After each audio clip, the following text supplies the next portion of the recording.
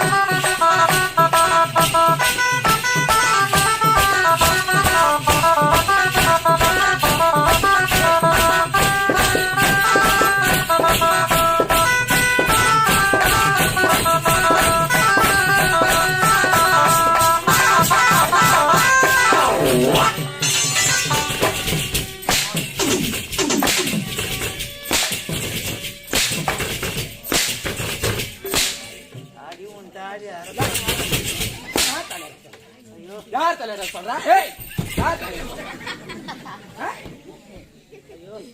உடம்பெல்லாம் ஓகுது.